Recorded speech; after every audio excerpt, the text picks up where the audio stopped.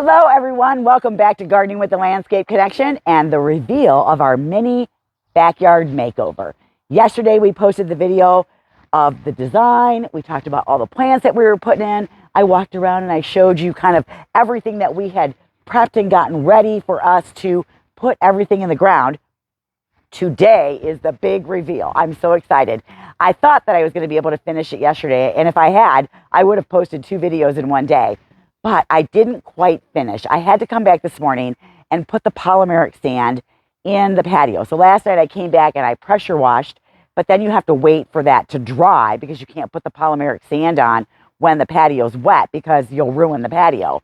Polymeric sand is like a bonding sand, and what it does is you brush it into all the joints, and then you kind of lightly blow it off so that you don't have the sand on top of the pavers, and then you get it wet. And then that polymeric sand adheres like concrete, and it's what holds your patio together.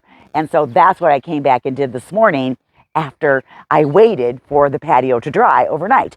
So I'm making the video this morning. So thank you so much for tuning in. If this is your first time here, please like our video, share with your friends. Make sure to subscribe below because we love that we are getting so much traction. And I'm telling you, this is a great backyard now. I would love to come out here and just hang out. And I might come back and just have a beer with Mindy and hang out on the patio. So we are going to take you around. We're going to show you everything. But before I do that, let's just talk a little bit about aftercare when you put a new garden bed in. So one of the things that happens is everything is really thirsty when you first put it in. So you want to make sure that you water every single day, probably for about a week. Now, today we are in the mid 80s. Tomorrow is 90. We're hoping for some rain on Sunday. We have had the driest summer so far. We are way behind in our rain table. And even if it does rain on Sunday, it's only a 60% chance and it's intermittent thunderstorms throughout the day. So it might not be anything. And then Monday, Tuesday, Wednesday, we have a temperature drop into the 70s. So we're hoping that that relief will give some plants some relief. But I have had to start supplementing water even in my gardens. So when you get a new bed, what you want to do is the first week, you're in love with it because, it's new and it's something charming about a brand new bed and you want to just look at it and be in it. That gets old after you've watered for about a week and then you're like, it's getting hot outside, but you still have to water a lot more that first year to get everything established, especially the bigger shrubs or the ball and burlap things that you put in. You want to make sure that you're doing a deeper watering. So that first week, if you walk around and you just water that way, it's probably totally fine. But after that, you really do need to do deeper watering. If you don't have a drip system, you know what? You're going to have to get out with your hose. You're going to have to get a sprinkler out. You're going to have to do something to get water on your plants so that they get an inch of water a week. Once the temperatures soar up into the 90s and maybe they stay there, you might have to put up to 2 inches of water a week on your plants. And what's nice about new plants is when they need water, they'll tell you. Now, they don't whisper in your ear and go, give me some water. Although, don't you wish they did? And they, I do, but they'll droop. They'll be drooping. Now, some plants, because they're new, they might be freaking out and they're in a little bit of shock and they might droop a little bit and then recover once the temperatures drop at night. Most of this garden here is getting morning sun over here. The sun travels this way, and so it gets a lot of protection. And then it gets a little bit of sun coming this direction at night on the edge over here. But for the most part, this is a pretty shady bed, so it should be totally fine. Now, the other thing that we did was we did fertilize everything when we put it in. We also put a pre-emergent down, which is a granular, and that is going to stop new weed seed from germinating. Now, there were no existing weeds in here when we started because I had sprayed them all out, and I just think this thing is great. So remember, water, water, water. That's the best thing you can do for a new garden until it gets established. Everything that we put in here for her will become drought tolerant after a couple years, but that takes a little time. So next year she might have to supplement water as well. So we staged her different things in here. I'm going to give you a little tour. I just think this garden is, I guess I'm going to call it charming.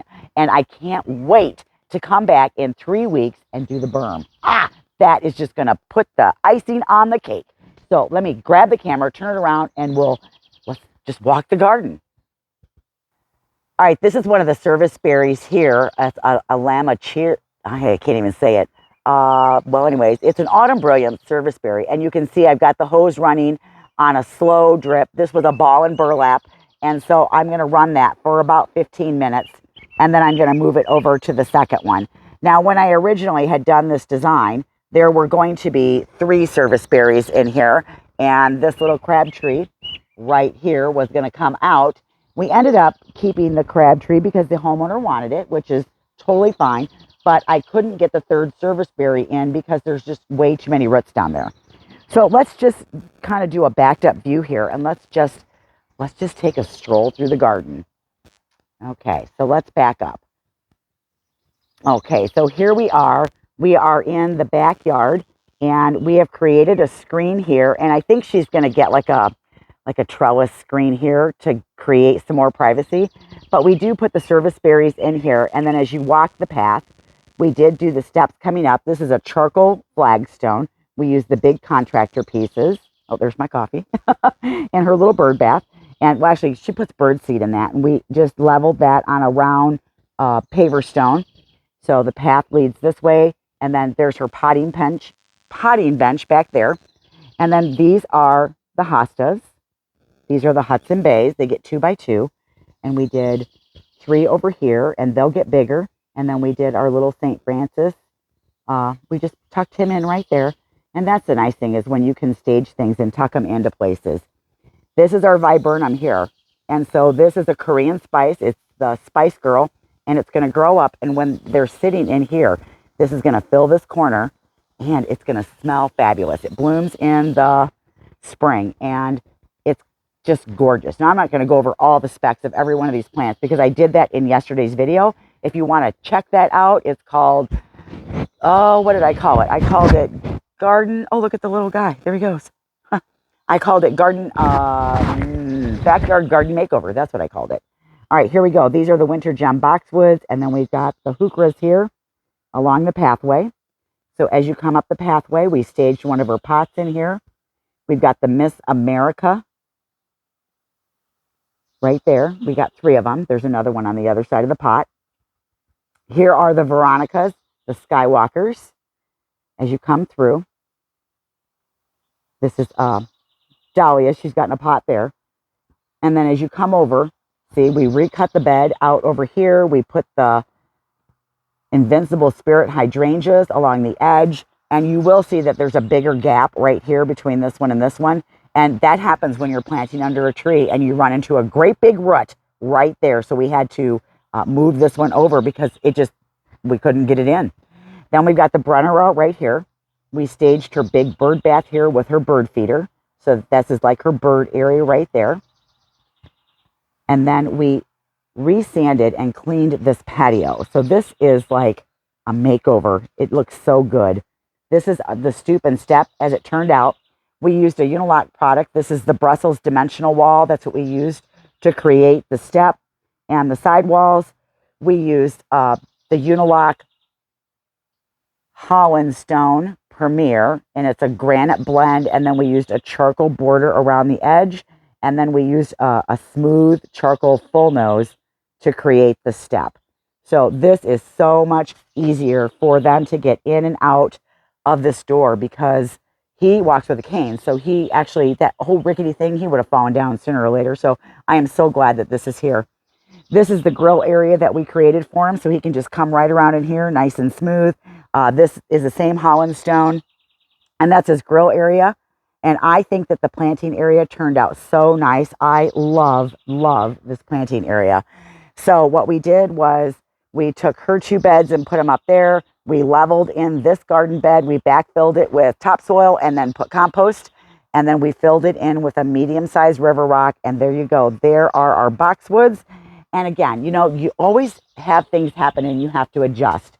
So there's a little bit more spacing right here. And I kind of had to come around the corner a little bit more. There's a sprinkler line right there. And we hit it. It was only like 4 inches under the ground. So we didn't expect to hit it. But we did, and we had to repair that, so we repaired it. These are winter gems, and the goal is that these are going to grow into a hedge around the corner. And these winter gems get 3 by 3, 4 by 4. So they are nice boxwoods to create that hedge for you right here. So I can't wait till those get a little bit bigger. Now it's going to take a couple years for that, but look at that beautiful planting area. And this is really where she has the most sun. She's already planted up an herb bed up there, and so that's growing really well. She has time to still get some warm season vegetables in. She might not have time for, well, maybe if she can find a bigger tomato, she might have time to get tomatoes done. And then we exit into the side yard with some more flagstone that matches the other side. All right, so this is the berm that we created here. We cut out the edge and it goes all the way around. This is our Villa, and we have two of these, one here and one on the other side. And these will get darker foliage in the fall. And then look at the flowers on here that are getting ready to just pop open. They kind of make me think of a witch hazel flower. I just think those are so sweet. Just check that out. That is so gorgeous. Okay, and then look at this is our focal, our weeping Norway spruce. Oh, I just think that is gorgeous. Look at that. Then we've got the alliums down here. We've got our Elsie's gold sedum here. We got her little bench. We staged in her pot here and put the salvia there. And there's actually 3 of those in there. But isn't that gorgeous? Now just think if you're sitting here and you're kind of looking at this, right? And then these are going to grow bigger and they're going to have those beautiful pink blooms on them. And then we're going to come back and do this berm. Oh, I can't wait to do that. That is going to be awesome. I just love that. I just think that turned out so great. All right. Then we put her patio back, or her patio table back up here. And you can see we did do the edge with the Catalina edger, or the Belgium edger. I'm not sure what they call it at the store. But we cut every one of those. You can see like where we did the cuts so that they butted up really close together. And then we redid the sand, and we used a gray sand because it is kind of a gray patio. But see, that goes all the way around. And then you have a step up. And now the mulch isn't going to fall all over the patio. And then you step up here. Oh my goodness. Just absolutely gorgeous. Oh. That is one thing I miss about being a landscaper. And I know here I am doing landscaping and I'm retired. But I miss this part where you just create this beautiful, beautiful area for somebody. And then you have to leave. But you created it and you're just like, oh my gosh, that is so beautiful. And the homeowner's just tickled. So again, look at that beautiful stoop that we created. I just think this is fabulous. Oh. So one of the things that I try to think about when I'm doing a design is I try to think about what is it that the homeowner is trying to achieve. So I do ask a lot of questions before I even start a design. You know, what is the purpose of the space? What are you trying to achieve? Are you going to spend time in the space, or is it just for beauty alone? You know, are you going to do any gardening, and or are you hiring the maintenance out? And most of the time I hear things like, I need it to be as low maintenance as possible, which is totally fine. Every once in a while, though, I'll get somebody like Mindy and like my friend Fran who actually like to garden. And so they want some spaces left in the garden where they can do some things. They want to be able to stage their pots out here and create beautiful things that way. They like to have the raised garden beds so they can have some herbs or maybe grow some tomatoes and peppers. So I take all of that into consideration when I'm creating the design. The other thing I try to do, especially if I'm in the shade, I do try to think about what is it going to look like grown up and what do the colors look like next to each other. So I always try to have the 4 colors that I think make a garden space come together, and that's yellow, red, blue, and green. If you have those 4 colors in your garden space, they really do complement each other and they kind of come together. So the coral bells is like my red element, and the Hudson Bay hostas with their blue foliage are going to be my blue element. We've got the yellow with the yellows, the flowers on the Diravillas. We've also got this foliage on the Diravillas that's going to be dark, like a darker, almost black looking foliage in the spring. And then it, you know, goes green, and then it ages again back to that dark color in the fall. So, you know, we're hitting all the different colors. Now I've chosen pinks and purples as my other color to complement this area. And that's why My red is kind of bordering on, you know, the purple coral bell right there. And that way I can tie everything together. I like that we put the path through the whole space. And I'll tell you, this morning when I was walking around, I was really happy this was here before I got the polymeric sand wet to make it all adhere together. If I wouldn't have had these in here, I would have had to have like cleaned my shoes off every single time I stepped on the patio, so I wasn't dragging mulch across the patio before I sanded or after I sanded or after I got it wet. So I really liked that I wasn't dragging that on the bottom of my feet. So I'm pretty excited with how this turned out. Yeah, so that's my mini makeover for this one. I'm not doing a whole lot more as far as other people's houses this summer. Well, I can't say that because it's still only the middle of June and you never know what the summer will hold. But we will be back here in 3 weeks to do that berm, and that is going to be fabulous as well. So I can't wait. So thank you so much for watching. I hope this was inspiring. I hope you liked the reveal.